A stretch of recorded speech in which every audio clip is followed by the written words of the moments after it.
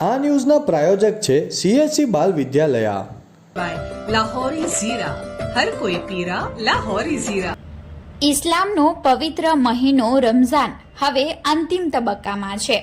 સર્વત્ર ઇફતાર પાર્ટીનું જોરશોરથી આયોજન કરવામાં આવી રહ્યું છે.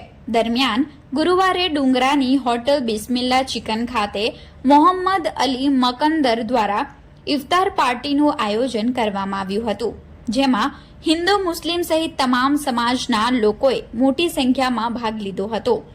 આ સમયગાળા દરમિયાન સાંપ્રદાયિક અને સામાજિક સૌહાર્દ જોવા મળ્યું હતું.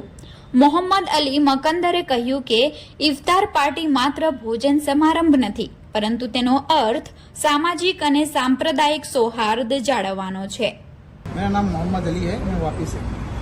आपकी इफ्तार पार्टी जो आप लोग करवाते हो, और कितने सालों से इफ्तार पार्टी करवाते हैं? ये हम लोग रमज़ान के महीने में इफ्तार पार्टी करवाते हैं, काफ़ी साल से कर रहे हैं. और हमारे करने का मकसद यही है कि जो रोज़दार है उनको इफ्तार पार्टी करा के हम लोग सवाब हासिल करने के हिसाब से करते हैं और आपस में भाईचारा बढ़े रहे, मोहब्बत बढ़े रहे.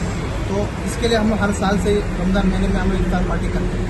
ये इफ्तार पार्टी जो आपने रखा था, कितने लोगों के लिए रखा गया था और कितने लोग आए थे? जैसा कि आप देख सकते हो कि यहाँ पे हम लोग ने जो इफ्तार पार्टी रखा था, यहाँ पे ऑलरेडी सब फुल हो चुका था. 300 से 400 लोग आए हुए थे और सब लोग अच्छे से अच्छा इफ्तार पार्टी करके यहाँ पे इफ्तार खाए और सब लोग दुआ दे के यहाँ से गए.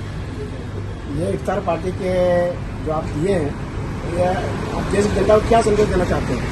ये इफ्तार पार्टी रखने का मकसद यही है कि आपस में आप भाईचारा बना के रहो, ठीक है, मोहब्बत से रहो. कोई भी धर्म का लोग हो, कोई भी जात का लोग हो, आपस में प्यार मोहब्बत से रहो. अगर कोई परेशान है तो उनको मदद करो, फिर उसके लिए आगे बढ़ो.